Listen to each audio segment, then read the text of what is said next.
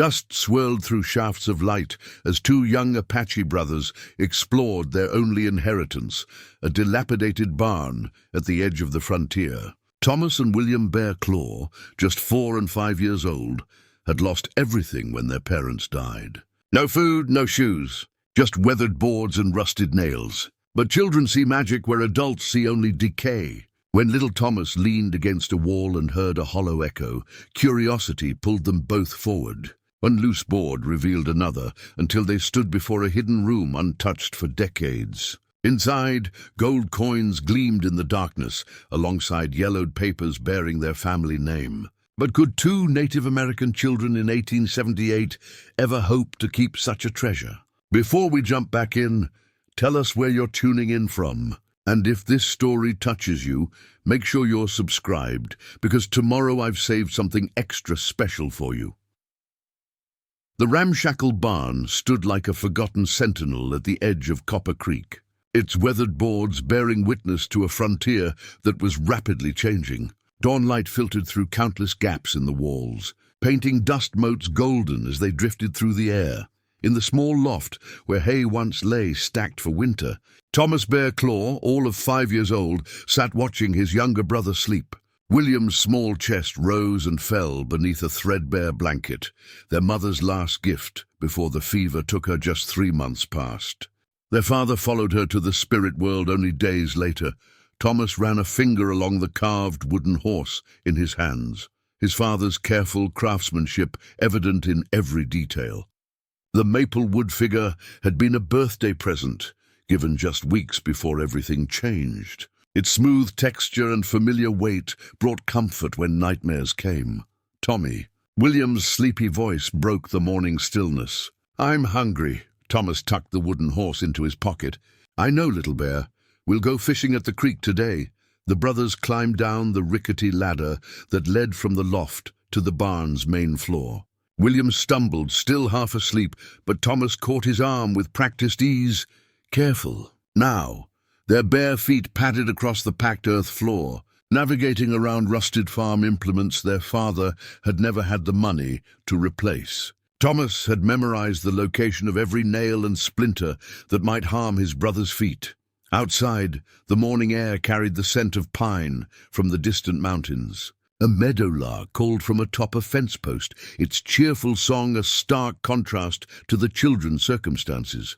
"Look," William pointed to the dirt path leading from town. A familiar figure approached, Mrs. Abigail Jenkins, the widow who lived on the edge of Copper Creek.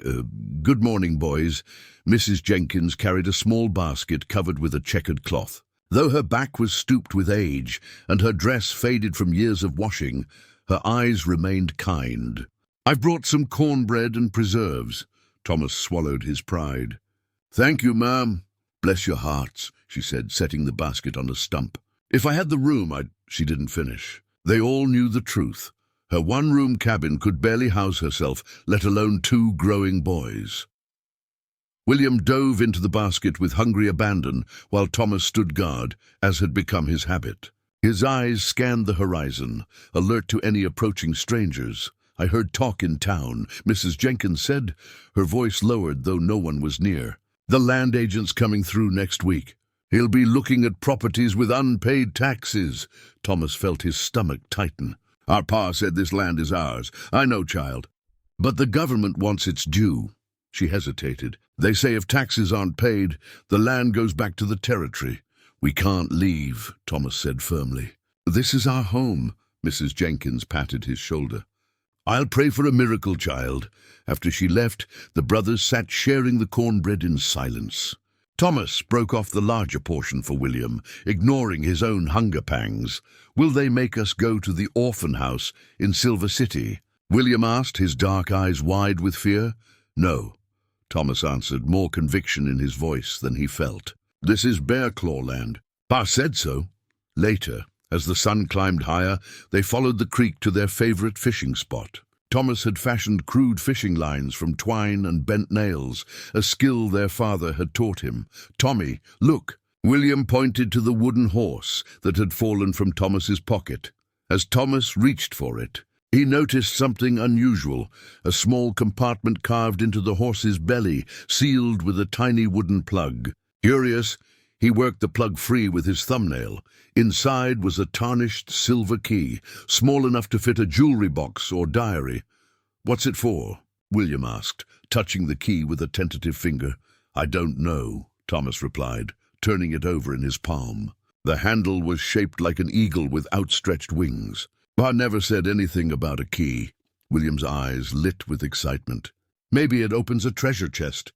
Thomas smiled at his brother's imagination, but tucked both horse and key carefully back into his pocket. Whatever it opened, their father had hidden it for a reason. Perhaps it was something valuable, something that could save their home.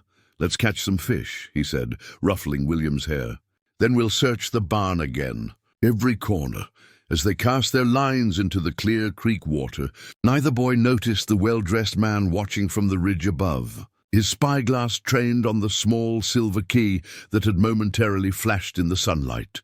Sheriff Morgan wiped dust from his brow as he dismounted in front of the Bear Claw barn. At 53, Ezra Morgan had seen the territory change from wild frontier to something approaching civilization, though that transformation remained incomplete. His weathered face had earned its lines honestly. 20 years, upholding what law existed, in a place that often preferred to make its own rules.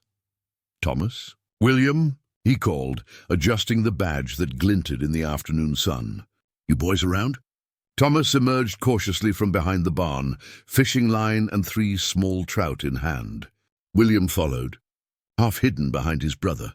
"Sheriff," Thomas acknowledged, with the wariness of one who had learned early that authority figures rarely brought good news to Apache families. Morgan's eyes softened. He'd known John Bearclaw, respected him even.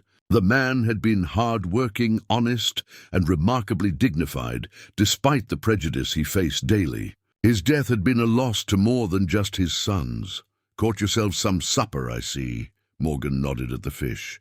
Thomas said nothing, but William piped up.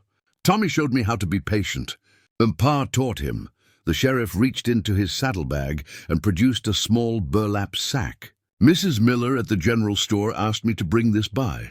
Some flour and beans." He set it on a stump, pretending not to notice the pride that flashed in Thomas's eyes. Pride that made accepting charity difficult, even for a 5-year-old. "Thank you, sir," Thomas said quietly. "Please thank Mrs. Miller." Morgan cleared his throat. "Boys, I've heard the land agent's coming through."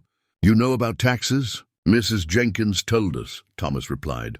"This is Bearclaw land." The sheriff sighed. "It is. But the government wants payment to keep it that way." He hesitated. "There's been someone asking about your property." "Thaddeus Harrison. Know him?" Both boys shook their heads. "Well, he seems mighty interested in this old barn. Offering to pay the back taxes too." Morgan watched their reactions carefully. "Any idea why a wealthy man from Silver City would want this place?" Thomas's expression remained guarded. "No, sir." William clutched at something beneath his shirt. A leather pouch, suspended from a cord around his neck. Morgan noticed the movement. "What have you got there, son?" With reluctance, William withdrew the pouch and opened it. Inside lay a smooth black stone carved with symbols, polished to a soft gleam. "May I?" the sheriff asked gently. William looked to Thomas, who nodded almost imperceptibly. Morgan held the stone carefully in his calloused palm. The symbols were clearly Apache in origin, but unlike any tribal markings he'd seen before. "Our mother's medicine stone," Thomas explained. "She said it protects the family and our home." "She said it's older than the mountains," William added solemnly. "From when Creator first made people." Morgan returned the stone with appropriate reverence. "That's quite a treasure." "Sheriff Morgan," Thomas began hesitantly, "did you know our father well?" The sheriff considered his answer carefully.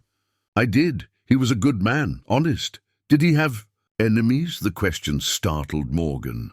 "That's an unusual thing to ask, son." Thomas shrugged, aiming for casual but falling short. "Just wondering." Morgan crouched to meet the boy's eyes. "Your father minded his own business, worked hard, but—" He paused. "Being Apache in this territory isn't easy. Some folks carry old hatreds they should have buried long ago, like Mr. Harrison. William asked innocently. Morgan's eyebrows rose. What makes you ask that? He was watching us yesterday, Thomas admitted. From the ridge, the sheriff's expression darkened. Stay clear of him, boys. And if he comes around, you come get me right away. He stood, knees cracking. I'll be looking into him.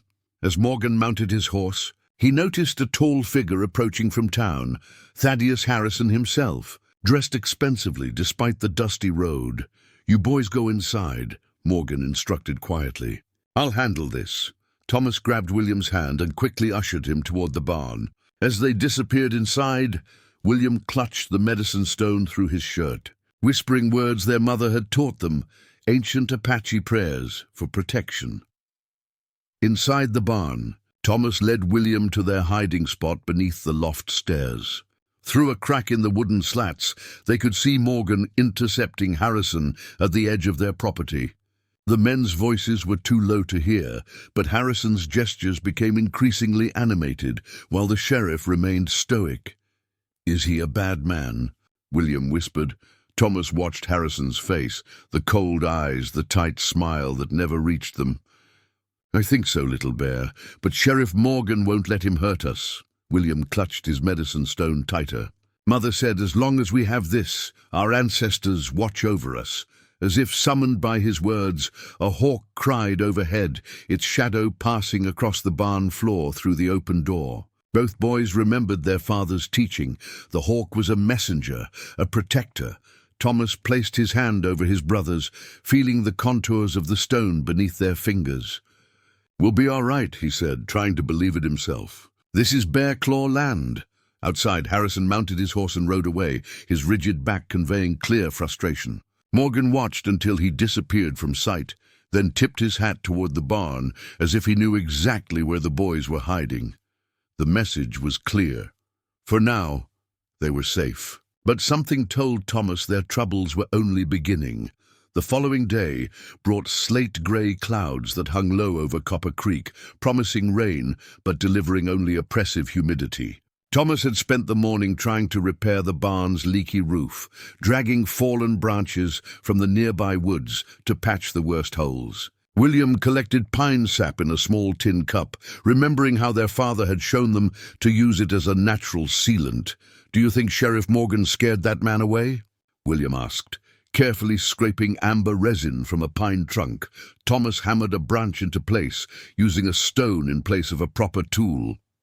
Maybe, but men like that don't scare easy. Their work was interrupted by approaching hoofbeats. Both boys tensed, but relaxed, when they recognized old Joe's weathered form atop his mule. The half-Cherokee handyman had been a friend to their father, though friend meant something different between a native man and a white one on the frontier, less equal footing, more mutual respect within understood boundaries. Young Bear Claws, Joe called, dismounting with the stiffness of his 60-some years. His clothes were patched but clean, his grey hair tied back with a leather thong. Fixin' the roof, I see. Trying to, Thomas admitted. Before the rains come. Old Joe assessed their efforts with kind eyes. You've got the right idea, but those branches won't hold. He reached into his saddlebag and produced a small pouch. Brought some proper nails. Not many, but enough for the worst spots.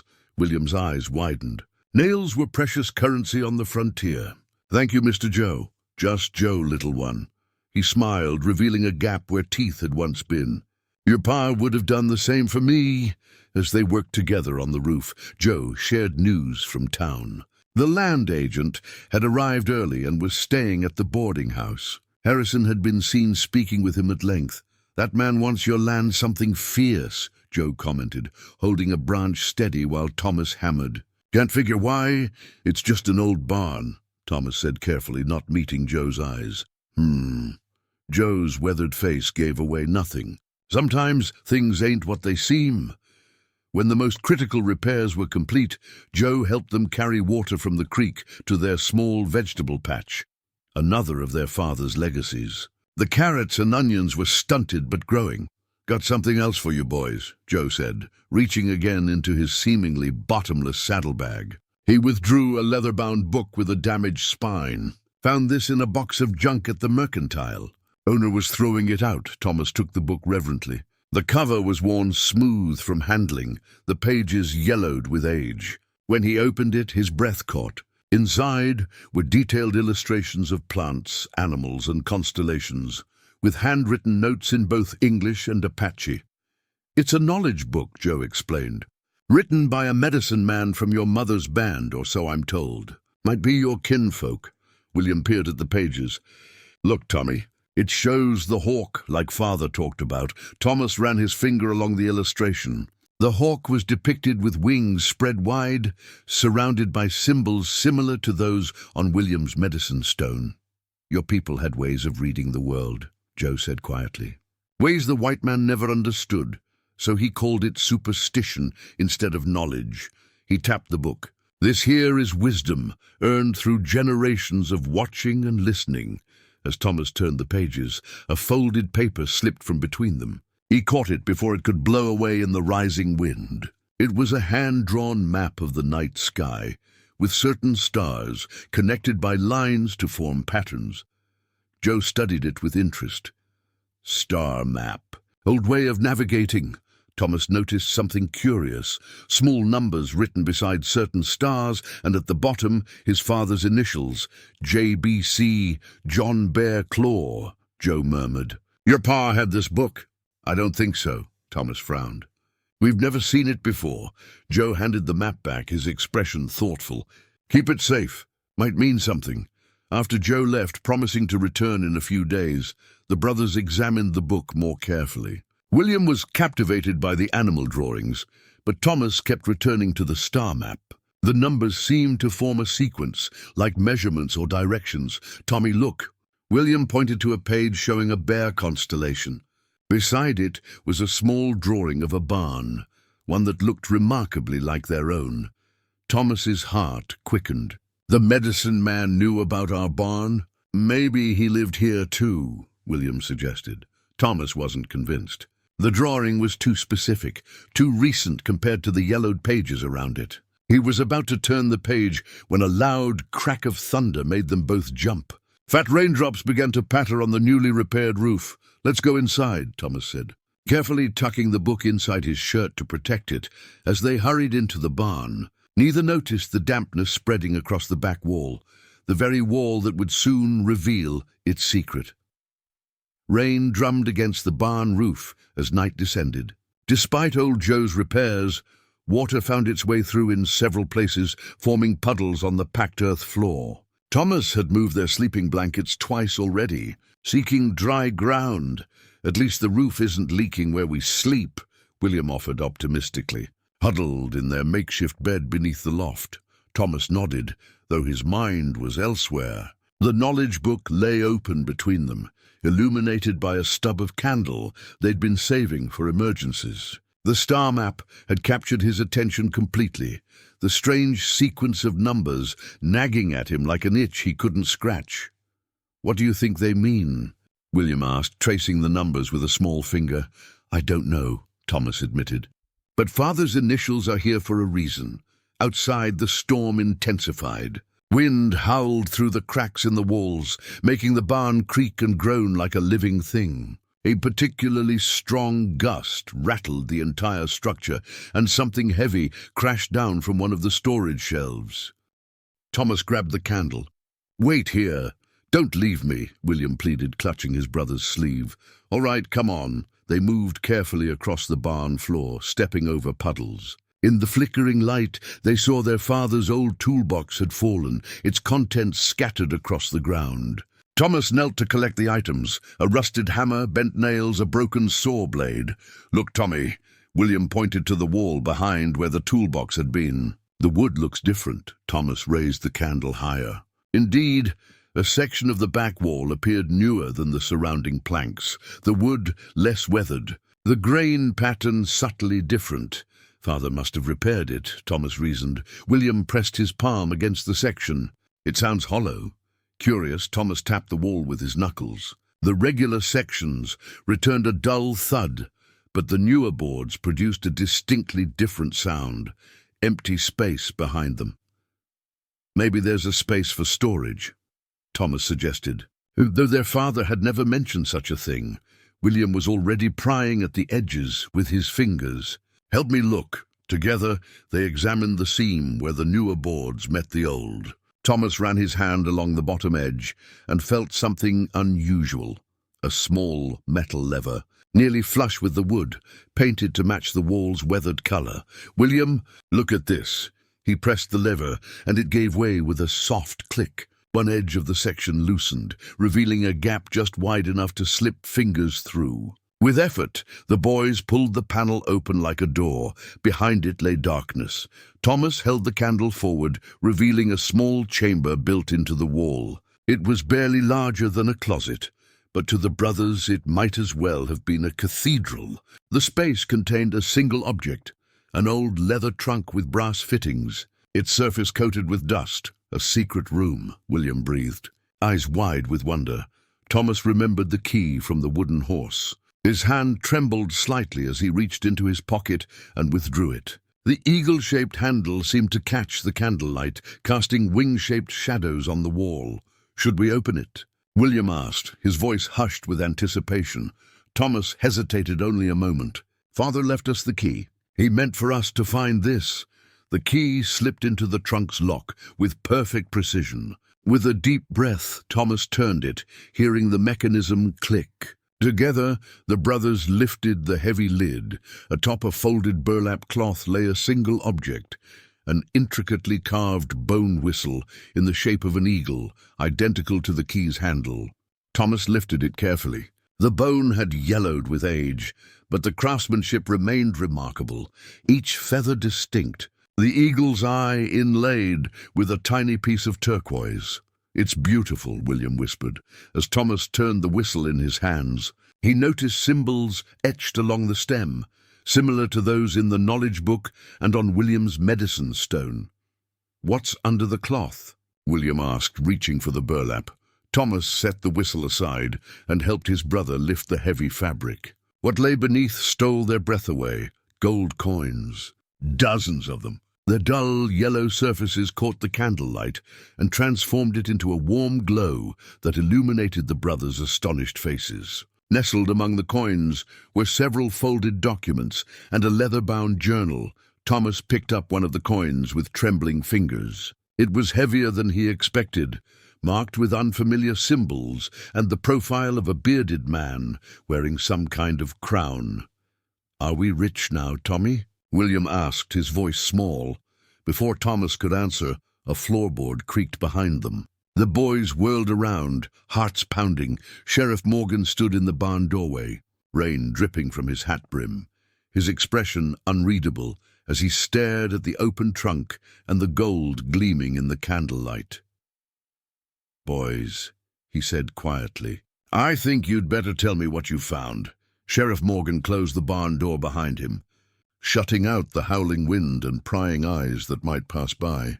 His boots left muddy prints on the floor as he approached the brothers and their extraordinary find. "How long have you known about this?" he asked, his voice measured but not accusatory. Thomas stood protectively in front of William. "We just found it tonight, Sheriff. When the storm knocked down Father's toolbox." Morgan crouched beside the trunk, studying the coins without touching them. "Spanish doubloons," he murmured. "Some of these look like they're from the last century." William peered around his brother. "Are we in trouble?" The sheriff's weathered face softened. "No, son. But this," he gestured at the gold, "this complicates things." Thomas reached into the trunk and carefully lifted out one of the folded documents. Unlike the coins, which were old and worn, this parchment appeared relatively recent. As he unfolded it, his eyes widened. It was a hand-drawn map of the surrounding territory, far more detailed than any the boys had seen before. Various locations were marked with symbols similar to those in the knowledge book. A hawk, a bear, a wolf, and several others. Lines connected these points, forming a pattern across the landscape. In the center was their barn, marked with the eagle symbol that matched the key and whistle. "Father never mentioned any of this," Thomas said quietly. Sheriff Morgan studied the map with raised eyebrows. "Your father was a private man, Thomas. Kept his business to himself. He pointed to one of the markings. "That's the old church near Willow Creek, and this here," his finger moved to another symbol, "that's where the silver mine collapsed back in '49. "Silver mine?" William asked. "Before your time. Terrible accident." Morgan's expression darkened momentarily. "Strange to see it marked here." Thomas carefully refolded the map. "Why would our father have this? And the gold?" The sheriff shook his head. "I don't know, son. But I suspect this is why Harrison's so interested in your property. He knows about the gold." William's voice trembled slightly. "Maybe not exactly," Morgan replied, "but he's hunting something, that's for certain." He stood, wincing as his knees cracked. "This needs to stay between us for now. Too many folks around here would kill for a lot less than what's in that trunk." Thomas nodded solemnly. He understood the dangerous reality of their situation better than most children his age. "What should we do with it?" he asked. Morgan thought for a moment. "Hide it somewhere else. Not here in the barn. Harrison's likely to search this place if he gets the chance." He glanced at the still open panel. "And fix that wall so it doesn't look like it opens." The sheriff helped them secure the trunk and secret room, then paused before leaving. "I'll delay the land agent as long as I can, but eventually he'll come for the taxes." After Morgan departed, the brothers huddled in their sleeping corner. The knowledge book and map spread before them. "Tommy, look." William pointed to a symbol on the map that matched one in the book. "The book says this is Eagle's Nest, a place where medicine men used to meet." Thomas examined the location. According to the map, it was only a few miles from their barn, in the foothills. "And here," William continued, turning a page in the book, "the eagle whistle calls to ancestors for protection." Thomas felt the weight of their discovery settling on his young shoulders. Their father had left them more than just a barn. He'd left them a mystery, a treasure, and what felt increasingly like a legacy they didn't fully understand. "We should visit this place," Thomas decided, tapping the Eagle's Nest location on the map. "Maybe there are answers there." "But Sheriff Morgan said to stay put," William reminded him. Thomas folded the map carefully. "We won't go far, and we'll be careful." As dawn approached, the storm finally subsided. Thomas helped William into his worn moccasins, packed some of Mrs. Jenkins' cornbread in a small pouch, and tucked the eagle whistle into his shirt. The map he folded into a square and placed in his pocket. Just as they were preparing to leave, a knock at the barn door froze them in place. Thomas motioned for William to hide the book while he approached cautiously. "Thomas? William, are you decent?" A woman's voice. Miss Harriet Wilson, the young schoolteacher from town. Thomas opened the door to find her standing there in a simple blue dress, her brown hair neatly pinned beneath a bonnet. At 25, Miss Wilson was the youngest teacher Copper Creek had ever employed, and the most progressive. Unlike many others, she had welcomed native children into her classroom. "I hope I'm not intruding," she said with a gentle smile, "but I've brought something that might help you." In her hands was an official-looking document bearing the territorial seal. The title was clearly visible: Notice of Property Tax Assessment and Payment Options. "Sheriff Morgan mentioned you might need assistance understanding this," she explained. "I'd like to help if you'll allow me." Miss Wilson sat with the brothers at their small wooden table, a creation of their father's hands, like so much in the barn. Her slender fingers traced the lines of text on the tax notice while she explained in simple terms what it meant. "The territorial government wants $12 in back taxes," she concluded. "If it isn't paid within 30 days, they can claim the property." Thomas and William exchanged glances. To children who considered a single penny valuable, $12 might as well have been 1,000. "We have," Thomas began hesitantly. "Other options," Miss Wilson finished for him. "Sheriff Morgan asked me to help you understand what they are." William looked up at her with wide eyes. "Can we pay with gold?" Thomas nudged him sharply, but Miss Wilson had already heard. "Gold," she repeated, her expression curious rather than suspicious. "What gold?" Thomas hesitated, weighing their need for help against Sheriff Morgan's warning about secrecy. Something about Miss Wilson's kind eyes and straightforward manner made him want to trust her. "We found something." he admitted carefully.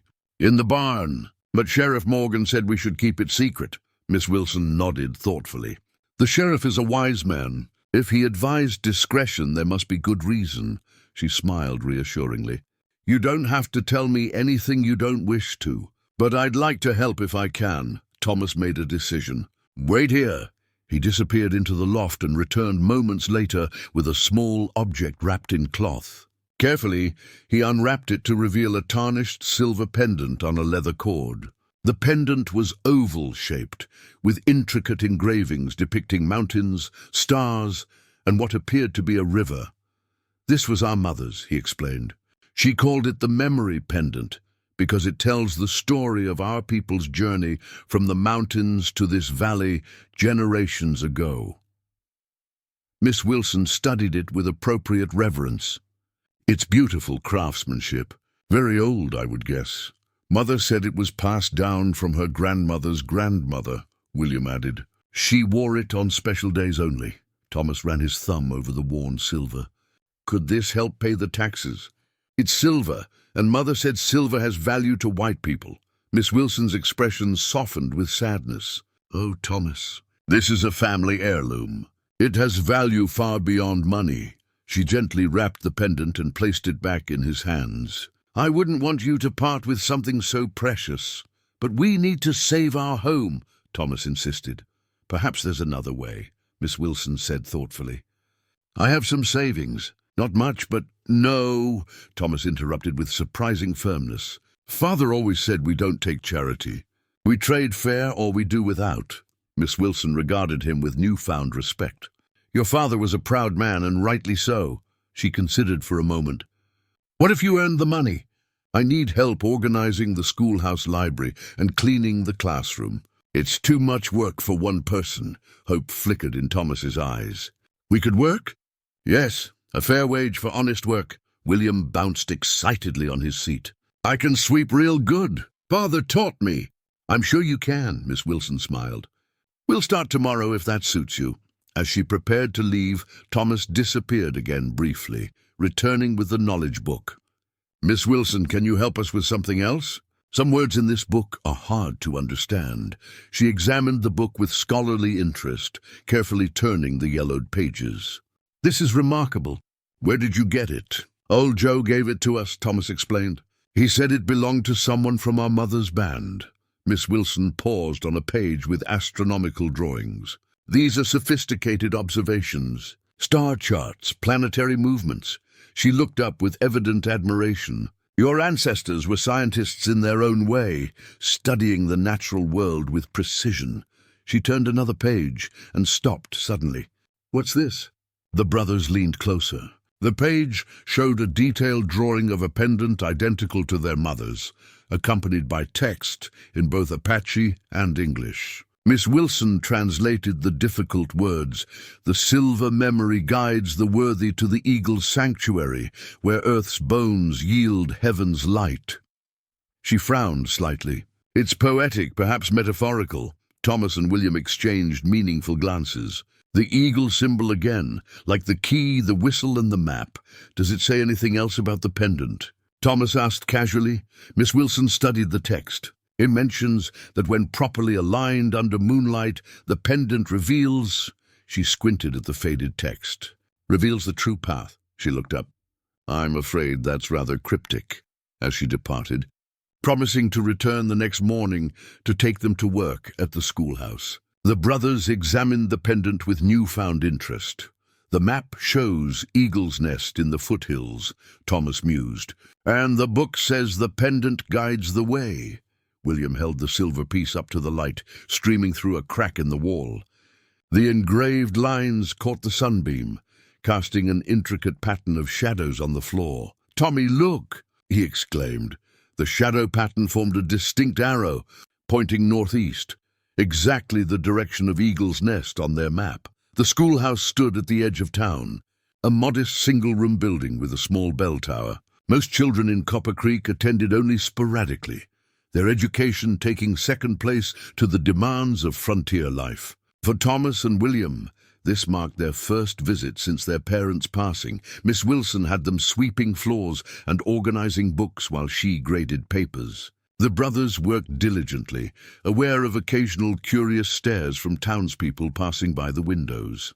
"Miss Wilson," Thomas asked during a break, "do you know anything about the old mine Sheriff Morgan mentioned? The one that collapsed in '49? She looked up from her work. "The Blackwood silver mine? Not much, I'm afraid. It was before my time." She tapped her pencil thoughtfully. "The town records might have information. They're kept in the back room of Mr. Peterson's office." "The land agent?" William asked with alarm. "Yes," she smiled reassuringly. "But he's only the temporary custodian. The records belong to the town." When noon arrived, Miss Wilson produced a basket containing bread, cheese, and apples. The simple meal felt like a feast to the hungry brothers. "You've earned 50 cents today," she announced. "At this rate, you'll have the tax money in a few weeks." Thomas nodded gratefully, though his mind was elsewhere. The connection between their barn, the eagle symbols, and the abandoned mine nagged at him like a splinter under skin.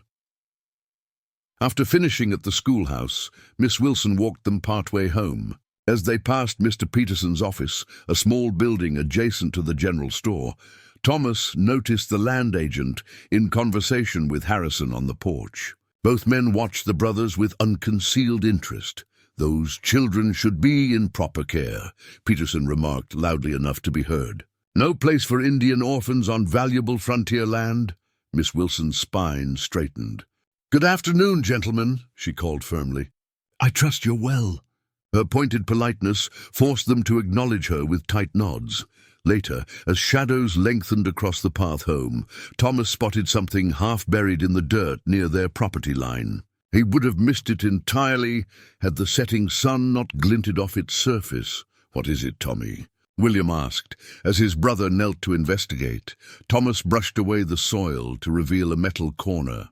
With careful digging, they unearthed a small tin box, its lid dented but secure. Rust had formed along the edges, suggesting it had been buried for some time. Inside lay a single item, a folded document, yellowed but legible. Thomas opened it carefully, his eyes widening as he read the heading. "It's a deed," he breathed. "To our land." William crowded closer. "What does it say?" The document was dated 1848 and recorded the legal transfer of property from James Blackwood to Charles Bear Claw. The description matched their parcel exactly, and the signatures of both men were witnessed by a territorial judge. "Charles Bear Claw," Thomas repeated. "That must be our grandfather." William pointed to another name on the document. "Look, Blackwood!"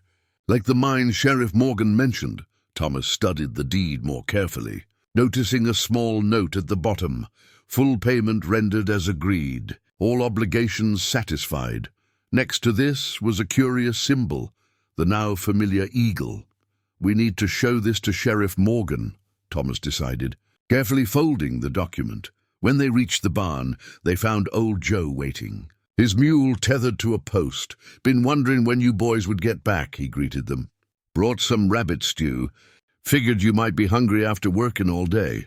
Over the simple meal, Thomas cautiously mentioned the deed without revealing where they'd found it. "Just wondering about our grandfather," he explained. "Charles Bear Claw." Old Joe's weathered face grew somber. "Charles was a good man. Worked the Blackwood mine as a guide at first, then as a partner of sorts." He stirred his stew thoughtfully. "Unusual arrangement in those days, white man and Apache in business together. What happened to him?" William asked. Joe sighed deeply.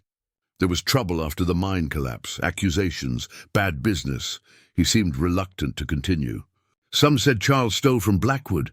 Others said Blackwood betrayed him. Truth got lost somewhere in between, I reckon." "And the mine?" Thomas pressed. "Abandoned these 30 years. Too unstable to work, they said." Joe fixed Thomas with a knowing look. "Why all these questions, young one?" Thomas hesitated. "Just trying to understand our family." Joe nodded slowly. "Family history's important, but some chapters are best left closed." He glanced around the barn with a curious expression. "Your pa never spoke of it?" "No," Thomas answered truthfully. Joe set down his empty bowl. "Well, perhaps he had his reasons." As Joe prepared to leave, he paused in the doorway. "Word of advice, boys. Whatever you're digging into, tread careful. Old wounds still fester in some hearts around here." His eyes drifted meaningfully toward town. "Especially them that lost fortunes when that mine went under." After he departed, the brothers added the deed to their growing collection of artifacts. The puzzle was taking shape, but crucial pieces remained missing. "Tommy," William whispered as they prepared for sleep, "do you think grandfather was a thief like they said?" Thomas gazed at the deed, the eagle symbol seeming to watch him in return. "No," he said firmly, "but someone wanted people to believe he was." William's persistent cough woke Thomas before dawn. The younger boy's forehead burned with fever, his small body shivering despite the blankets Thomas had piled over him. "I'm okay, Tommy," William insisted weakly, but his glassy eyes told a different story. Thomas dampened a cloth in their water bucket and placed it on his brother's forehead. The previous day's rain had left the air damp and chilled, seeping through the barn's many gaps. Despite their best efforts at repairs, the structure remained a poor shelter against frontier weather. "I'm going to get help," Thomas decided, tucking the blankets more securely around William. "Don't leave me," William pleaded, clutching his brother's hand. Thomas squeezed back reassuringly. "Just for a little while. Mrs. Jenkins will know what to do." The early morning light cast long shadows as Thomas ran along the path to town. Most windows remained dark, but smoke already rose from Mrs. Jenkins's chimney. The widow answered his frantic knock with flour-covered hands, immediately setting aside her baking at the sight of his worried face. "William's sick," Thomas explained breathlessly. "He's burning up." Mrs. Jenkins grabbed her shawl without hesitation. "I'll bring my medicines." When they returned to the barn, William's condition had worsened. His breathing came in short gasps, and his cough had deepened. "Pneumonia or heading that way," Mrs. Jenkins murmured, mixing herbs in a cup of hot water. "He needs proper care, Thomas. Warm food, dry clothes, a real bed." "We have money," Thomas offered desperately, "from working with Miss Wilson." "Mrs." Jenkins shook her head. "It's not about money, child. This barn is no place for a sick boy." While Mrs. Jenkins tended to William, Thomas paced anxiously. His gaze fell on the trunk they had hidden beneath floorboards under the loft. 1 gold. Coin would buy medicine, perhaps even a doctor from Silver City. As if reading his thoughts, Mrs. Jenkins spoke gently. "Dr. Roberts comes through town today. Costs $2 for a visit." Thomas's heart sank. They had earned barely half that amount. "I'll find a way," he promised, more to William than to Mrs. Jenkins. After assuring him she would stay with William, Mrs. Jenkins sent Thomas to the general store for supplies. He walked with his head down, hands thrust into pockets, mind racing with possibilities. Near the store, he nearly collided with Sheriff Morgan. "Whoa there, young man," Morgan steadied him. "What's the hurry?" "William's sick," Thomas explained, fighting back tears. "Mrs. Jenkins says he needs a doctor, but we don't have enough money." Morgan's expression softened. "Let me see what I can do." Inside the store, Thomas waited while Morgan spoke privately with the owner. When he returned, he pressed something into Thomas's hand, a small brass object that gleamed in the morning light. "My old pocket watch," Morgan explained. "Been carrying it 30 years. Not worth much to anyone else, but Mr. Adams agreed to hold it against credit for medicine and whatever else Mrs. Jenkins needs." Thomas stared at the watch in astonishment. Its case was worn smooth from decades of handling, the cover engraved with a simple geometric pattern. When opened, it revealed a tarnished face with Roman numerals and delicate hands that no longer moved. "Sheriff, I can't—" "You can and will," Morgan interrupted gently. "It stopped working years ago. Just couldn't part with it." He closed Thomas's fingers around the timepiece. "Consider it an advance on future work. You can help clean the jail and stables when William's better." Thomas blinked back tears. "Thank you, sir," Morgan nodded gruffly.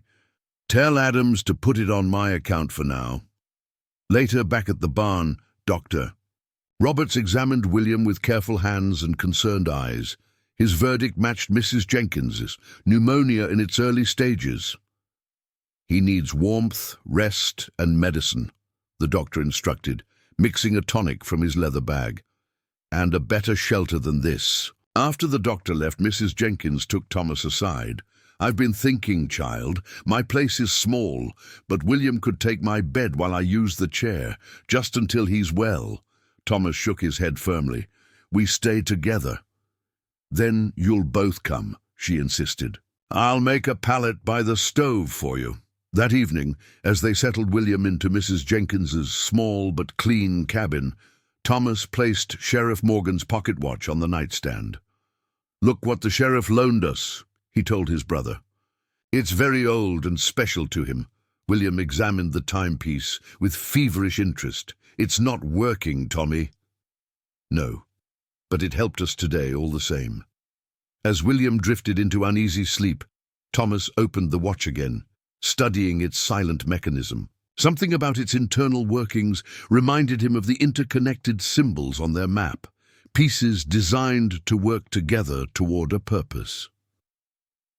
He gently pressed various parts of the watch, curious about its construction. When his finger touched the winding stem, it depressed slightly and then rotated, revealing a hidden compartment in the back of the case. Inside lay a small folded paper. Thomas carefully extracted and unfolded it.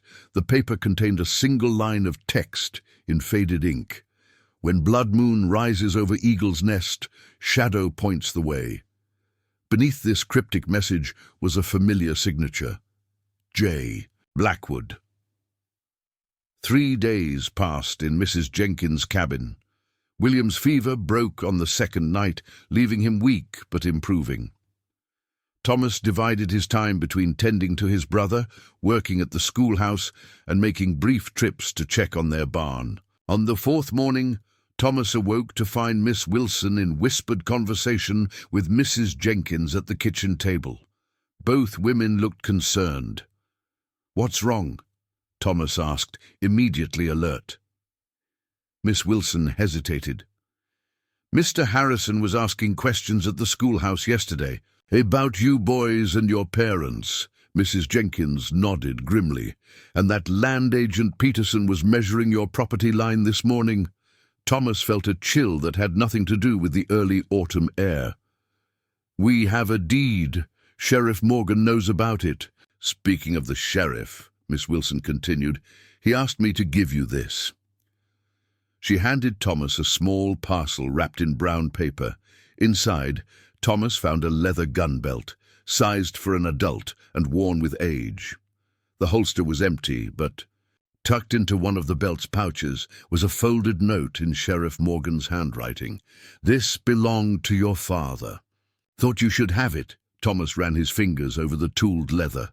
The belt was well crafted, with an unusual design stamped along its length, a repeating pattern that resembled mountain ranges or waves. A silver buckle adorned the front, engraved with the initials J. "B.C. John Bearclaw," Thomas murmured, tracing the letters. Miss Wilson watched him with gentle eyes. "Your father was well respected, Thomas. Not by everyone, perhaps, but by those whose respect mattered." As Thomas examined the belt more closely, he discovered a hidden pocket sewn into the back. Carefully, he slipped his fingers inside and extracted a thin piece of metal approximately 3 inches long. One end was flat with a small notch, while the other was shaped into an intricate pattern resembling a key's teeth. "What is it?" Mrs. Jenkins asked, peering at the object. "I'm not sure," Thomas admitted, though something about it seemed familiar. Later, when they were alone, William studied the metal piece with interest. "It looks like part of a key, Tommy." Thomas nodded slowly. "Remember the eagle key that opened the trunk? This could be similar. But what does it open?" Before Thomas could answer, a knock at the door announced old Joe's arrival. The handyman had brought a small bundle of clothing for the boys, simple shirts and pants, slightly worn but clean and mended. Folks in town heard about William being sick, he explained gruffly. These belonged to the Cooper twins before they outgrew him. Thomas thanked him with genuine gratitude, though the thought of accepting charity still prickled his pride. Their own clothes were threadbare and patched beyond reasonable repair. Old Joe's gaze fell on the gun belt. "Your father's," he stated rather than asked. "Sheriff Morgan sent it," Thomas confirmed. Old Joe picked up the belt with a knowing look, his weathered fingers tracing the pattern. "Apache water symbol," he explained. "Your father added this himself, wasn't on the belt originally." "What does it mean?" William asked from his makeshift bed. "Water is life," Old Joe replied. "Also means change, persistence." He tapped the silver buckle. "This, though, wasn't your father's work. Much older." Thomas showed him the metal piece from the hidden pocket. "Do you know what this might be?" Old Joe examined it carefully, his expression thoughtful. "Seen something like this before, years back. Mining equipment sometimes uses specialized tools." He returned it to Thomas. "Where it came from matters less than why your father hid it." After Old Joe departed, Thomas sat beside William, both of them studying their father's belt. "We have all these pieces," Thomas mused. "But I don't understand how they connect." William yawned, still recovering his strength. "The knowledge book might explain it." Thomas realized with alarm that the book remained at the barn, along with their other discoveries.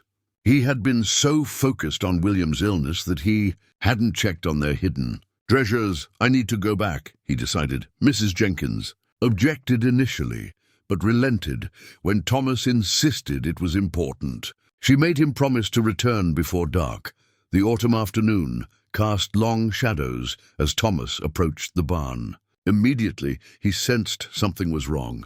The door stood slightly ajar, though he distinctly remembered latching it. Cautiously, he circled the building, checking for signs of visitors. Boot prints, larger than his own, marked the soft earth near the back wall. Someone had been there, and recently, heart-pounding, Thomas entered the barn. Nothing appeared disturbed at first glance, but when he checked the hiding place beneath the floorboards, his blood ran cold. The trunk had been moved, though the lock remained intact. Whoever had searched had failed to open it. Relief washed over him until he checked their other hiding spots. The knowledge book was missing from its place behind the loose board in the loft. So was the map. As Thomas stood processing this loss, something caught his eye near the door, a small object dropped perhaps unintentionally. He knelt to examine it, a brass button bearing the emblem of the Territorial Land Office. Peterson had been there, just as Mrs. Jenkins said. But had he found what he was looking for? Thomas sprinted all the way to Sheriff Morgan's office, the brass button clutched tightly in his hand. The sheriff listened gravely to his account of the break-in and examined the button with narrowed eyes. "This is government issue, all right," Morgan confirmed. "But it doesn't prove Peterson was there himself. Could have been dropped by anyone from the land office. Who else would be searching our barn?" Thomas demanded, frustration overcoming his usual respect for authority. Morgan sighed. "I'll have a word with him. Meanwhile, is there anything else missing?" "Anything." "Valuable?" Thomas understood the sheriff's meaning. "The trunk is still there, but they moved it." The lock held. Relief flickered across Morgan's face. "Good. What about the deed?" "I've been keeping it with me." Thomas patted his pocket. "Smart lad." Morgan donned his hat. "Let's head over to Peterson's office. I want to catch him before he leaves for the day."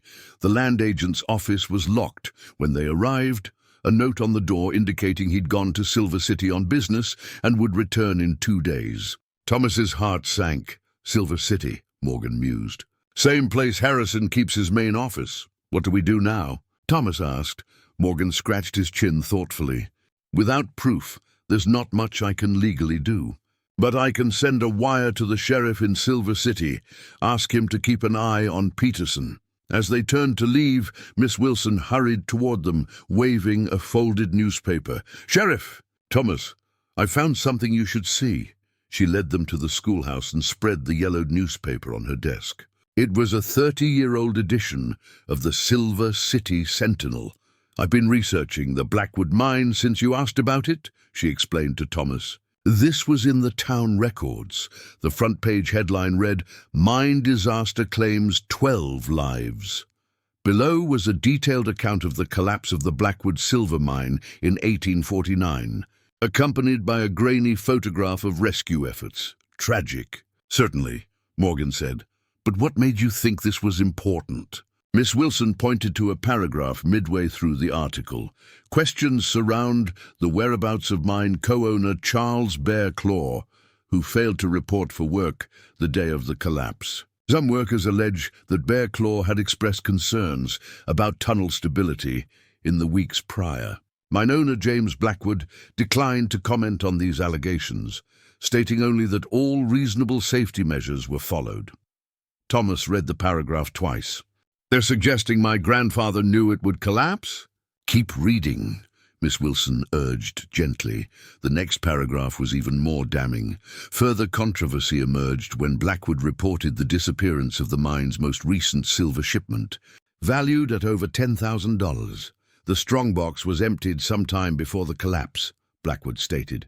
"We are cooperating fully with territorial authorities to locate the missing funds."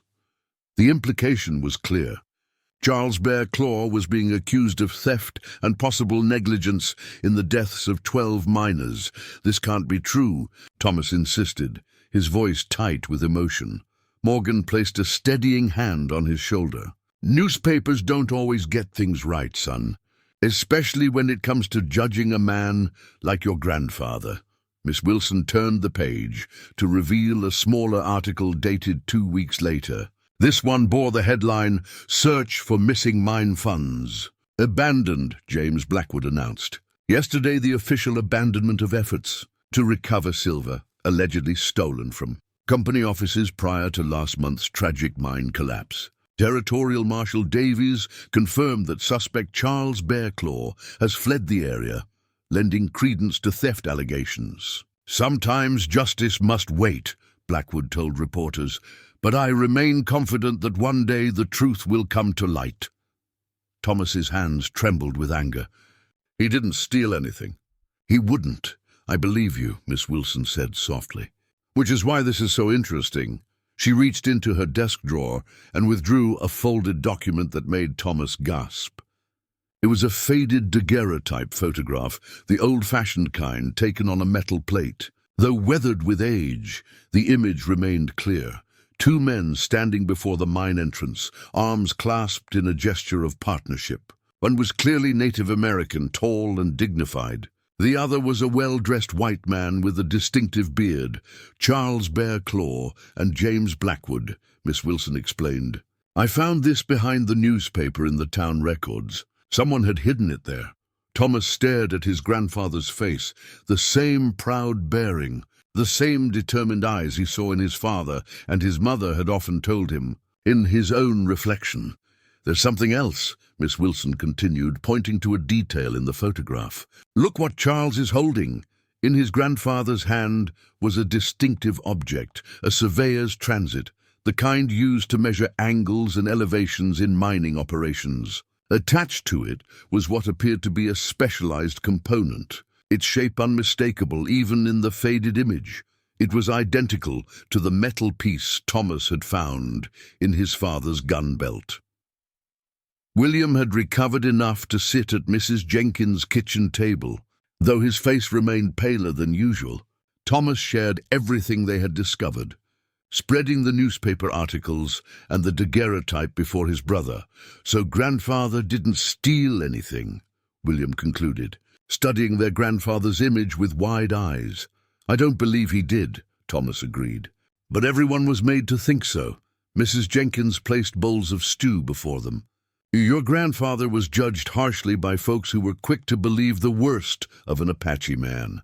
The next morning brought unexpected news. Peterson had returned early from Silver City and was demanding an immediate meeting with Sheriff Morgan regarding the Bear Claw property. "He claims to have new documentation," Morgan told Thomas when he stopped by Mrs. Jenkins' cabin. "Says it supersedes your deed." Thomas's stomach tightened with anxiety. "That's not possible. I've delayed the meeting until tomorrow," Morgan assured him. That gives us time to prepare. Miss Wilson is researching territorial property laws. After the sheriff left, Thomas paced the small cabin restlessly. We need to visit Eagle's Nest, he decided. All the clues point there. I'm strong enough, William insisted. Though Mrs. Jenkins looked doubtful, Thomas remembered the note from Blackwood. When blood moon rises over Eagle's Nest, shadow points the way. He consulted the almanac Miss Wilson had loaned them. There's a lunar eclipse tonight, he realized. A blood moon. That can't be coincidence. William's eyes sparkled with excitement. Mrs. Jenkins frowned. The foothills are no place for children at night, especially with one of you barely recovered from pneumonia. We'll be careful, Thomas promised. And we won't stay long. Despite her concerns, Mrs. Jenkins couldn't stop them. As twilight approached, the brothers set out for Eagle's Nest, carrying a small lantern and wearing the clothes old Joe had given them. Thomas brought their mother's pendant, the eagle whistle, and the metal tool from their father's belt. Eagle's Nest proved to be a rocky outcropping that indeed resembled an eagle with outstretched wings when viewed from below. They reached it just as dusk deepened into night. The full moon rising bright and round on the horizon. Now we wait for the eclipse, Thomas said, settling beside William on a flat rock. As the earth's shadow began to darken the moon, turning it gradually red, the brothers watched in silent awe. When the eclipse reached totality, the moon hung in the sky like a copper penny, a blood moon. Look! William pointed to their mother's pendant, which Thomas had placed on a rock before them. The moonlight struck the silver, and just as it had with sunlight, the pendant cast a shadow, but this one was different. In the red light of the eclipsed moon, new patterns emerged in the shadow, revealing a distinct arrow pointing toward a crevice in the rocks nearby. Thomas held the lantern as they carefully approached the narrow opening. Years of wind and rain had eroded the entrance, but it was still large enough for the boys to squeeze through. Inside, the passage widened into a small cave. It's some kind of mine entrance, Thomas realized, raising the lantern to illuminate rough-hewn walls. But not like a regular mine. The passage extended about 20 feet before ending at a solid rock wall carved with symbols similar to those in their knowledge book. At the center was a small, eagle-shaped indentation. The whistle, William exclaimed.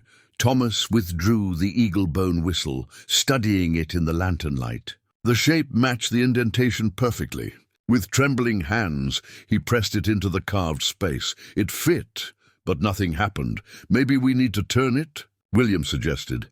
Thomas attempted to rotate the whistle, but it wouldn't budge. He frowned, then had another thought. Removing the whistle, he examined it more carefully. Something about its hollow interior reminded him of the metal piece from their father's belt.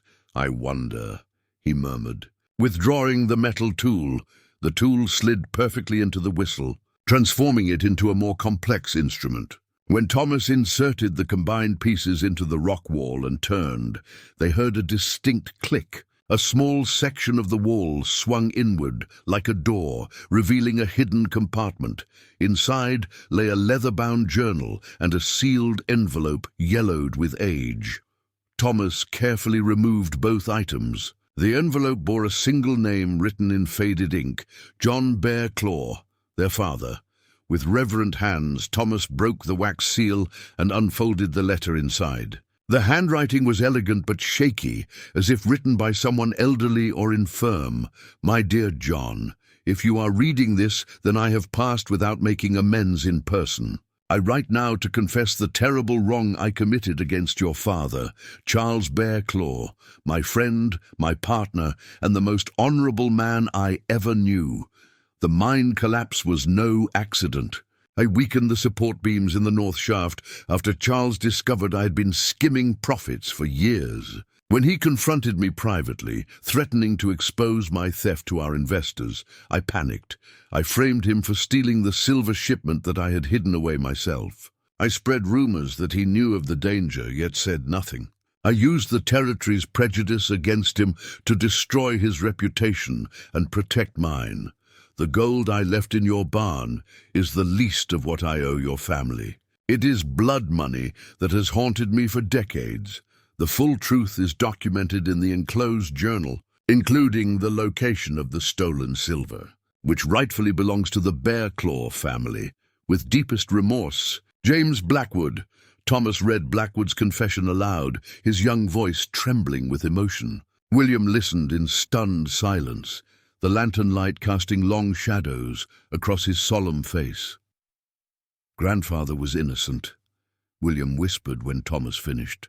"He never stole anything, and those miners died because of Blackwood's greed," Thomas added, a new anger hardening his voice. "He murdered them to hide his crimes." The brothers sat in silence, absorbing the weight of this revelation.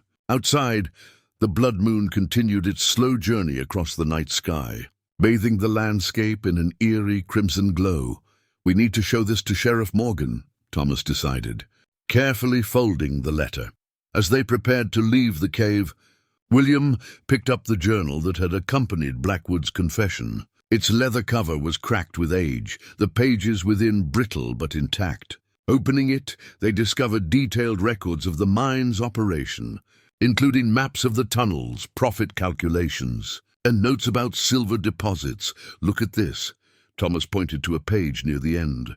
Blackwood recorded exactly where he hid the silver he stole. William studied the crude map. "It says church foundation here. The old church by Willow Creek," Thomas realized. It was on our map too, marked with the wolf symbol. As they exited the cave, a sound from below froze them in place.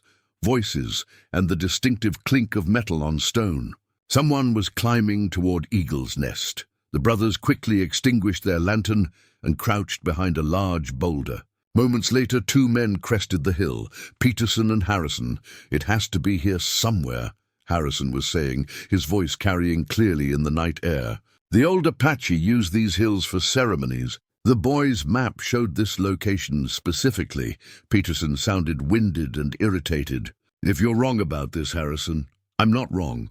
My father's notes were very clear. The final cache is hidden where the eagle watches over the valley." Harrison swept his lantern across the rocks. "This formation is known locally as Eagle's Nest." Thomas and William exchanged alarmed glances. Harrison had called Blackwood "my father." Thaddeus Blackwood Harrison. William mouthed silently, understanding dawning in his eyes. Thomas nodded grimly. Harrison was Blackwood's son, possibly born after the mine disaster, or given his mother's name to distance him from scandal. Either way, he clearly knew something of his father's secrets, enough to hunt for the hidden wealth, but perhaps not the full truth of his father's crimes. "We need to leave," Thomas whispered. "And now," carefully, the brothers began inching away from their hiding place, but William's foot dislodged a small stone that clattered down the hillside. What was that? Harrison's voice sharpened. "Someone's here! Run!" Thomas urged, grabbing William's hand. They fled down the hillside, using paths only local children would know, but the men pursued with determination. William, still weak from his illness, struggled to keep pace. "I can't run much further," he gasped. Thomas spotted a hollow beneath a fallen tree. "Hide here," he instructed. "I'll lead them away, then circle back." "Don't leave me," William pleaded. Thomas pressed the journal and confession letter into William's hands. "Keep these safe. If I'm not back by dawn, go straight to Sheriff Morgan." Before William could protest further, Thomas darted away, deliberately making enough noise to draw their pursuers toward him. The ruse worked. Harrison and Peterson changed course, following Thomas's trail and moving away from William's hiding place. Thomas ran with all his might, but Harrison was surprisingly swift for his age. Just as Thomas reached the edge of a clearing, a hand grasped his collar, yanking him backward. "Got you, boy!" Harrison growled, his face twisted with exertion and triumph. Thomas struggled wildly, but the man's grip was iron. Peterson caught up moments later, wheezing heavily. "Where's the other one?" he demanded. "I was alone," Thomas lied. Harrison shook him roughly. "Don't play games with me, boy. Where's your brother? And what were you doing up at Eagle's Nest?" "Watching the eclipse," Thomas answered, which was at least partially true. Harrison studied him with cold calculation. "Search him!" Peterson patted Thomas down, finding only the silver pendant and eagle whistle. "Nothing else," he reported. Harrison examined the items with interest. "Apache craftsmanship," he mused. "Old, valuable to collectors." "Those belong to my family," Thomas protested. "Your family!" Harrison spat the words like a curse. "Your grandfather was a thief who stole my father's fortune and left him in ruin." Thomas bit back the truth that burned on his tongue. Until he knew William was safe, he couldn't risk revealing what they'd discovered. "What do we do with him?" Peterson asked nervously. Harrison considered the question with disturbing calm. "I'd take him to the old church. We'll use him to draw out the other boy." Children are so predictably loyal to each other. As they forced Thomas down the hill toward their horses, a sound echoed through the valley, the distinctive call of a hawk, despite the late hour. Thomas's heart leaped with hope. It wasn't a real hawk making that sound. Somewhere in the darkness, William had found a use for their mother's bone whistle. William waited until Harrison and Peterson's voices faded before emerging from his hiding place. His chest ached from the effort of running, his recent illness making each breath a struggle. Still, determination pushed him forward. Thomas needed him. The blood moon had begun to wane, its copper hue fading as the eclipse passed. William consulted the crude map in Blackwood's journal, orienting himself toward the old church by Willow Creek. It would be a long journey for a small boy alone at night. But he had no choice. Halfway down the hill, William froze at the sound of approaching footsteps. He ducked behind a juniper tree, clutching the journal and letter to his chest. A tall figure emerged from the shadows, and William almost cried out in relief. "Old Joe!" "William?" the handyman called softly. "That you making hawk calls with that whistle?" "Joe!" William rushed forward. "They've got Tommy." Old Joe knelt to the boy's level. "Who's got him?" "Harrison and Mr. Peterson. They took him to the old church." William's words tumbled out in a rush. "Harrison is actually Blackwood's son, and we found proof that Blackwood framed our grandfather and caused the mine collapse." Old Joe's weathered face registered surprise, then grim understanding. "I always suspected something wasn't right about that story." He glanced toward the trail. "We need to get help." "Sheriff Morgan, no time," William interrupted. "They might hurt Tommy." Old Joe considered this, then nodded decisively. "I know a shortcut to the church, and I know someone else who can help us." They moved swiftly through the darkness, Old Joe supporting William when his strength flagged.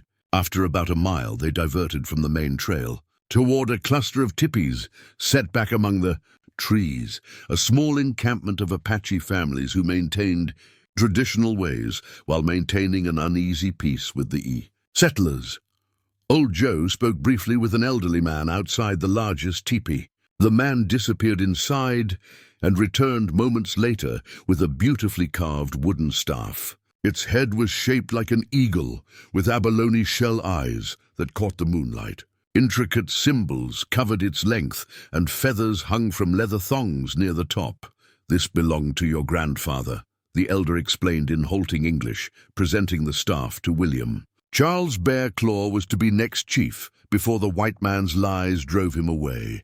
William accepted the staff with trembling hands. It was taller than he was, ancient and powerful in a way he couldn't articulate. "It is Speaker's staff," the elder continued, voice of truth that cannot be silenced. "When held by rightful heir, words carry weight of ancestors." "I don't understand," William admitted. The elder smiled gently. "You will. Blood remembers." Several young Apache men emerged from nearby teepees, armed with bows and knives. The elder spoke rapidly in their native tongue, and they nodded with serious expressions. "They will help," Old Joe translated, though William had understood some of the words from his parents' teachings. "But we must hurry." As they prepared to leave, William studied the staff more closely. Near its base was a small compartment concealed in the wooden carvings. When he pressed the eagle's wing, it opened to reveal a folded document protected by an oilskin wrapper. William carefully extracted and unfolded it.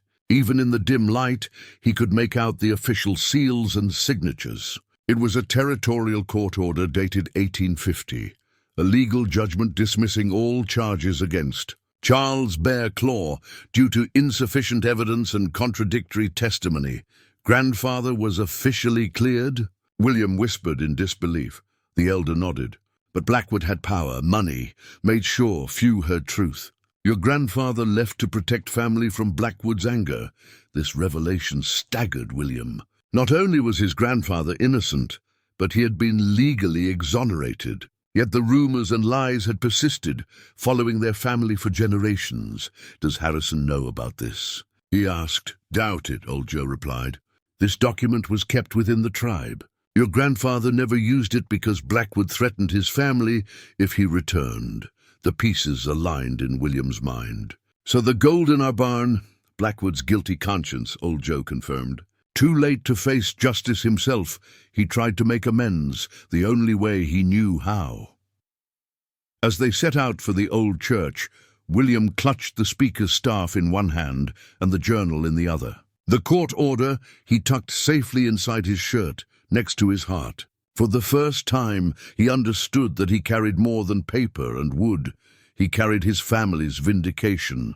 The old church appeared in the distance, its bell tower silhouetted against the night sky. A single light flickered through the broken windows. William could make out the shapes of two horses tethered outside. They're already there, he whispered. Old Joe signaled to the Apache warriors, who melted into the shadows, surrounding the building. We'll get your brother back, he promised, and set right a wrong that's festered for too many years. William gripped the speaker's staff, feeling strength flow through him, despite his illness and exhaustion. Tonight, truth would finally be heard. Inside the abandoned church, Thomas sat on a broken pew, his hands bound with leather straps. The once sacred building had fallen into disrepair years ago when the congregation built a newer, larger church in town. Moonlight filtered through holes in the roof, illuminating dust motes that danced in the beam of Harrison's lantern. Your brother will come for you, Harrison said with cold certainty. Children are predictably loyal. Thomas remained silent, observing his captors. Peterson paced nervously, checking the windows every few minutes. The land agent clearly hadn't expected their scheme to involve kidnapping. This has gone too far, Harrison, Peterson muttered. Detaining a child... Be quiet, Harrison snapped. You're already implicated. The boy saw your face.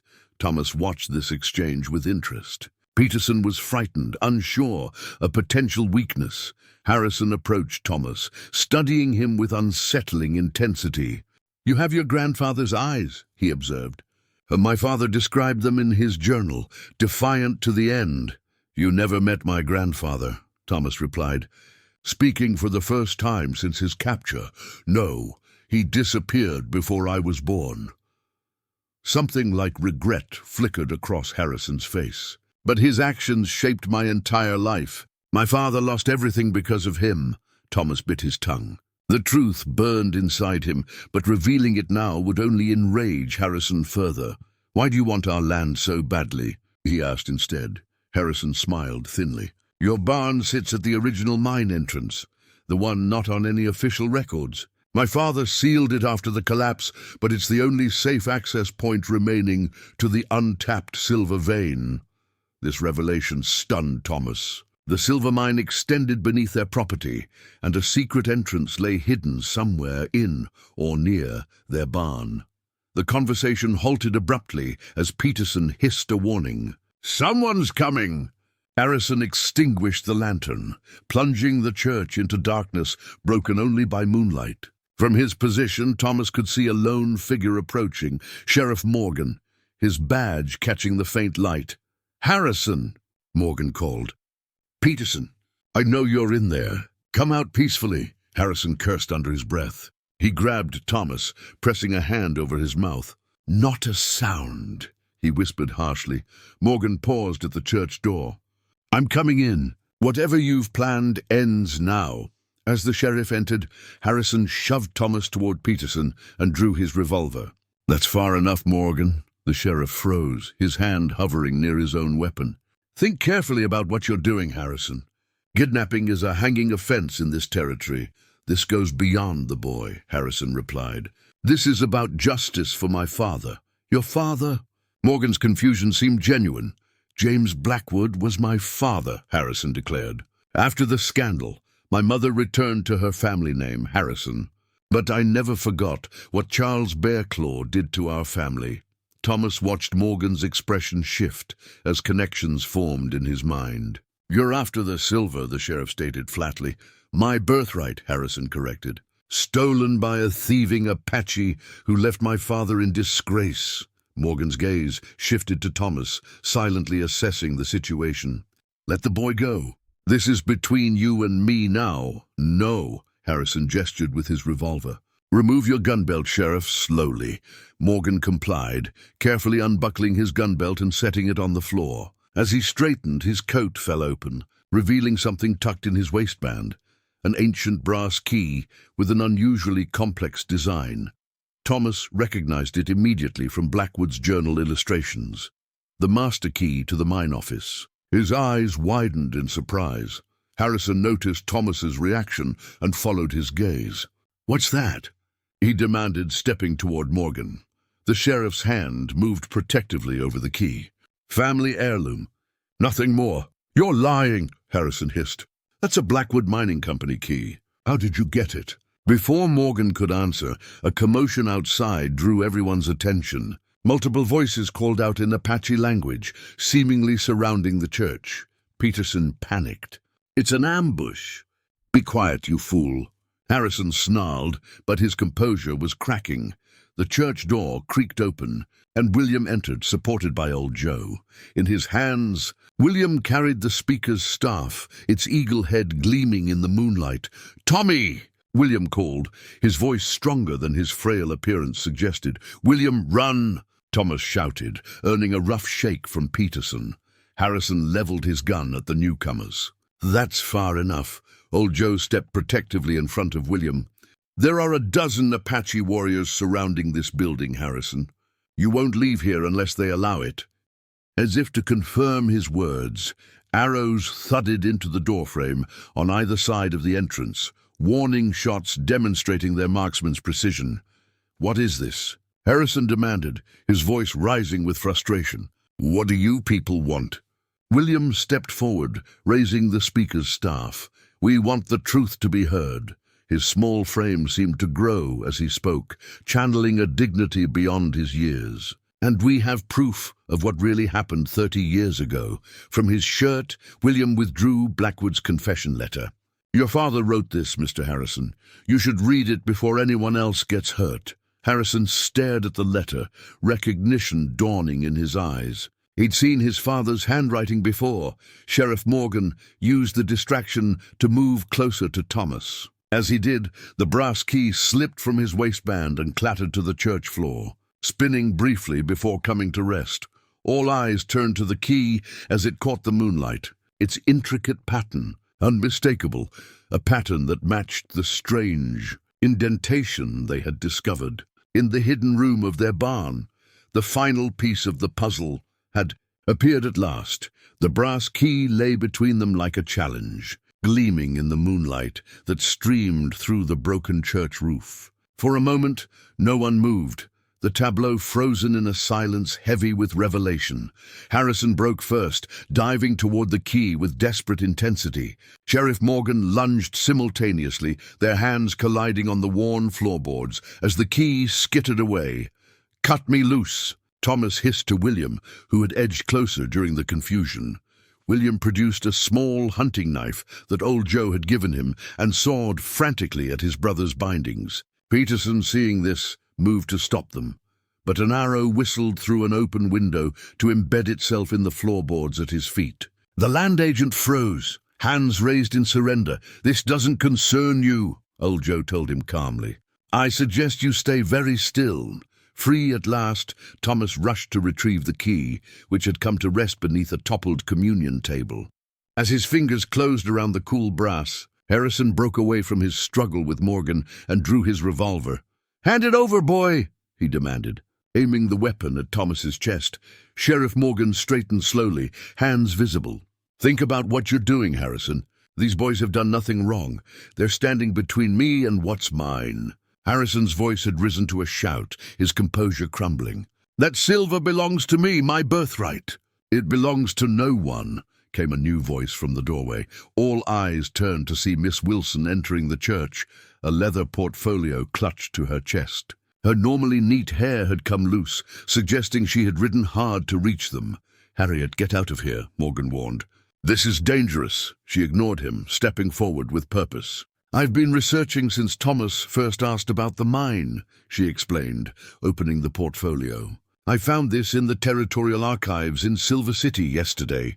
From within, she withdrew a weathered document bound with a faded red ribbon. The paper was yellowed with age, but unmistakably official, bearing multiple seals and signatures. This is the original mining claim," Miss Wilson stated, "filed jointly by James Blackwood and Charles Bearclaw in 1848. Harrison's gun wavered slightly. "That's impossible. My father owned the mine alone." "No," Miss Wilson continued firmly. "They were equal partners from the beginning. And there's more." She extracted a second document. "The insurance investigation after the collapse found evidence of deliberate sabotage to the support beams, exactly as described in Blackwood's confession." Thomas, still clutching the key, exchanged a meaningful glance with William. Their grandfather's name was being cleared before their eyes. "Lies," Harrison insisted. Though uncertainty had crept into his voice, William stepped forward, holding out Blackwood's confession letter.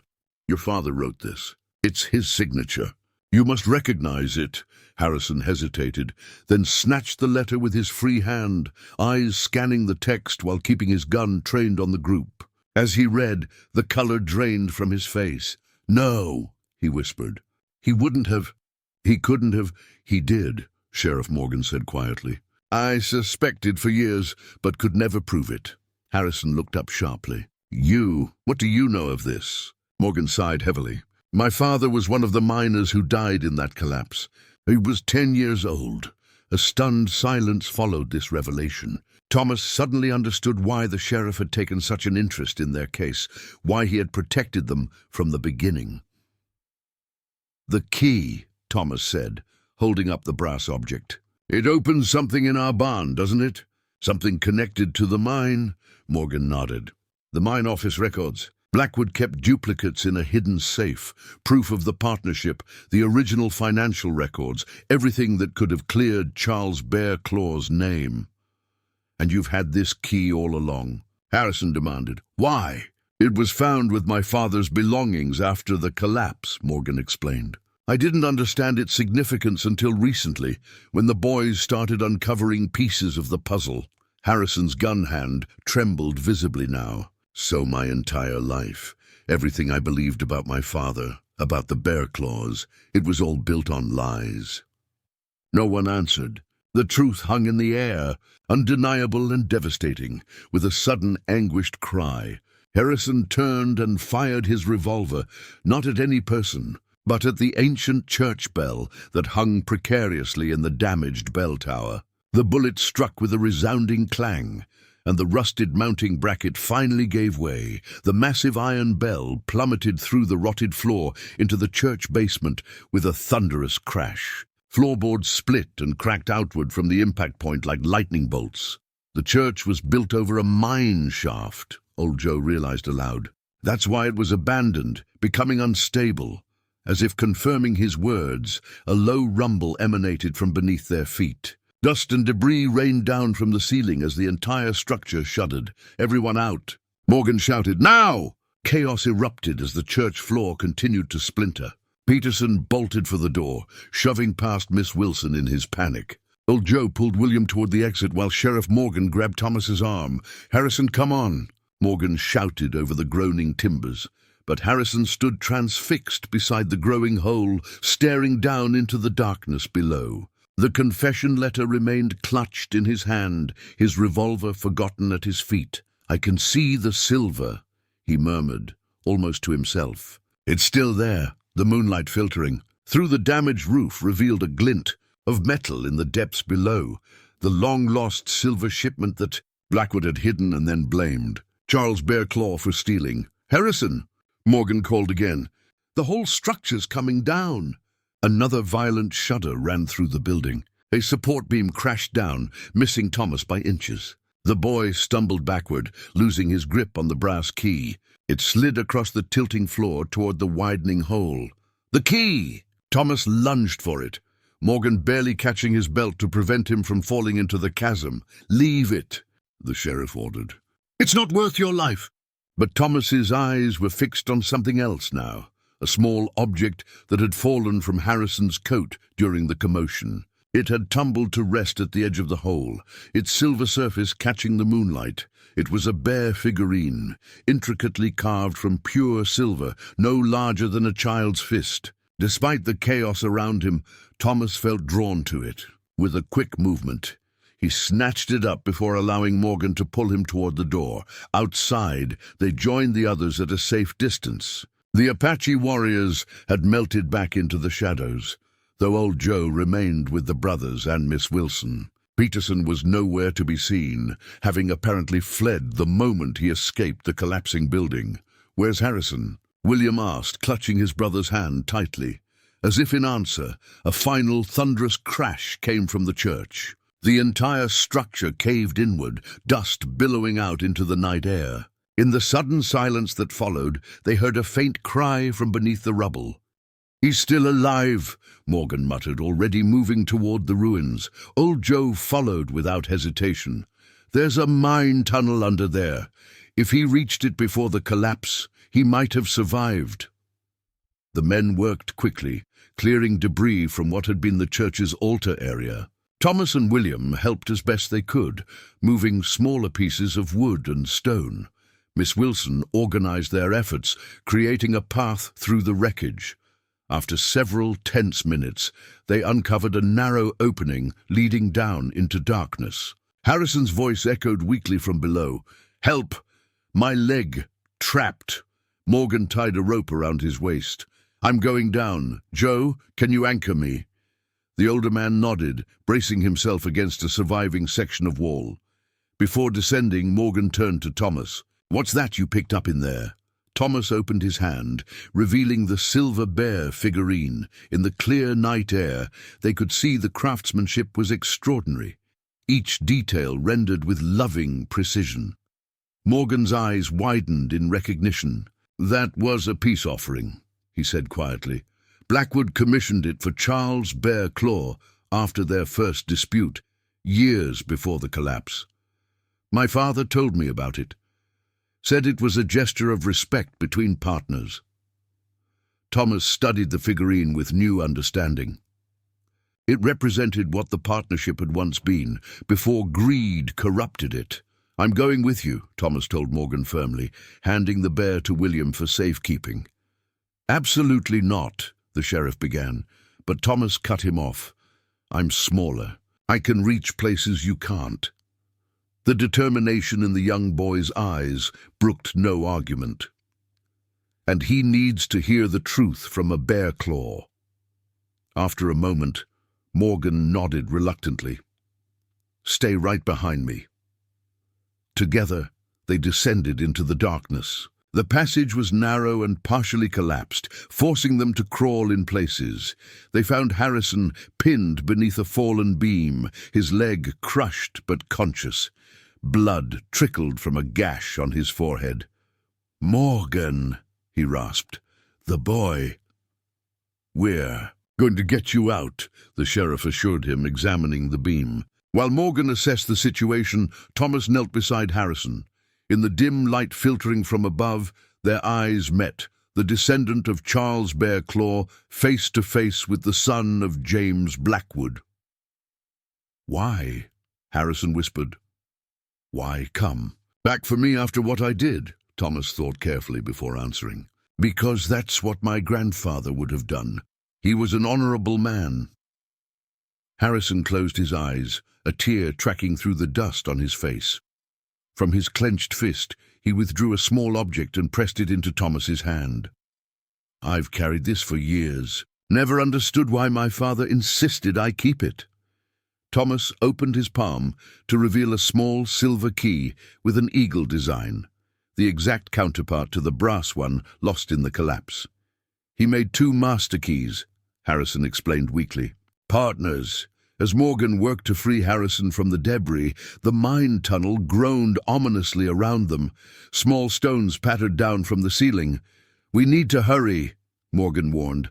"This whole tunnel could go any minute." With a final effort, they lifted the beam enough for Harrison to pull free. The three began their painful journey back toward the surface, the silver key clutched tightly in Thomas's hand. The final piece of his family's legacy recovered at last. Behind them, the tunnel collapsed with a roar, burying the silver shipment once again, perhaps forever. 3 weeks later, the town of Copper Creek gathered for an unprecedented meeting in the schoolhouse. The territorial judge had traveled from Silver City to preside over matters regarding the Bear Claw property and the revelations surrounding the mine collapse of 1849. Thomas and William sat at the front, dressed in new clothes purchased with a small portion of the gold from their hidden trunk. Behind them sat Mrs. Jenkins, Miss Wilson, and Old Joe. Sheriff Morgan stood near the judge's makeshift bench, official papers in hand. Judge Harmon, a stern man with thoughtful eyes, called the meeting to order. "After reviewing all evidence in this matter, I'm prepared to issue my findings." The room fell silent. Even the children sensed the gravity of the moment. First, the judge began regarding the Bear Claw property and tax assessment. The deed presented by Thomas and William Bear Claw is authentic and legally binding. Furthermore, all taxes have now been paid in full. He nodded toward the brothers. The property belongs to them, without encumbrance. A murmur of approval rippled through the crowd. The judge raised his hand for silence. Second, regarding the historical record, based on documentation provided by Miss Wilson and the written confession of James Blackwood, I hereby officially clear the name of Charles Bear Claw of all allegations of theft and wrongdoing related to the mine collapse of 1849. Thomas felt tears prick his eyes. After 30 years, their grandfather's name was finally publicly restored. As for Thaddeus Harrison, the judge continued, glancing toward the back of the room where Harrison sat, his leg in a splint, "No. Charges will be filed regarding recent events, in accordance with the Bear Claw brothers' wishes." Harrison lowered his head, the magnitude of this mercy clearly affecting him. "Finally," the judge said, lifting an object covered in velvet cloth. This item was recovered from territorial archives at the request of Sheriff Morgan. He unveiled a tarnished silver plaque mounted on polished wood. Engraved upon it were the words, "Blackwood and Bear Claw Silver Company, equal partners in prosperity, established 1848. This hung in the mine office, the judge explained. It will now be displayed in the town hall as a historical record and reminder of our community's true past. As the formal proceedings concluded, the townspeople gathered around the brothers, many offering apologies for years of misunderstanding and prejudice. Mrs. Jenkins announced that the boys would continue living with her until they're ready to manage on their own, though her tone suggested that might be a very long time. Harrison approached last, leaning heavily on a cane. The crowd parted, watching warily. "I've written to the territorial office withdrawing my claim to your land," he said quietly, "and I'm selling my holdings in Silver City." "What will you do?" William asked. "Start fresh somewhere. Try to be a better man than my father." Harrison hesitated. "I found something else in his papers, something meant for your family." He handed Thomas a small leather folder. Inside was a faded document, a deed to the abandoned Blackwood mine property. "My father's final instructions were to return it to the Bear Claws if his other restitution was ever discovered," Harrison explained. "It's yours now, though I'm not sure what good it will do. The main shafts are collapsed beyond repair." Thomas accepted the deed solemnly. "Thank you." As Harrison limped away, Sheriff Morgan approached with Old Joe and a man Thomas didn't recognize, a distinguished-looking Apache elder wearing both traditional garments and a white man's suit coat. "Boys," Morgan said, "this is Samuel River, a lawyer from Arizona Territory. He's also your mother's cousin." The man stepped forward, studying their faces with gentle eyes. "You have her spirit," he said softly. "Both of you." "Mr. River has agreed to serve as your legal guardian and financial trustee," Morgan explained. "He'll make sure your inheritance is protected until you're of age." Old Joe grinned at their surprised expressions. "Took some doing to find him. Apache lawyer ain't common in these parts."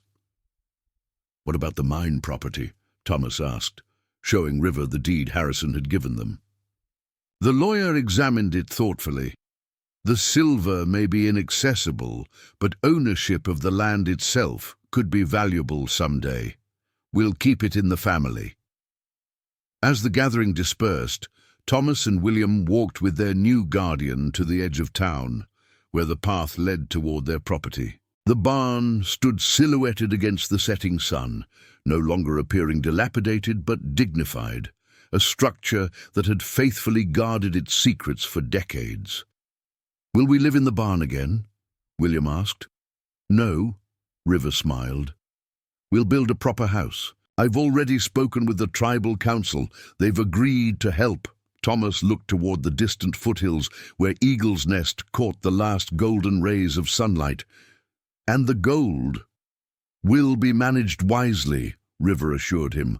"Some for your education, some invested for your future. A portion will go to the families of the miners who died in the collapse." Thomas nodded, satisfied. "That's what Grandfather would have wanted." As they approached the barn, Thomas reached into his pocket and withdrew the object he had carried. Every day since the church collapse, the small silver and turquoise pin, shaped like an eagle in flight.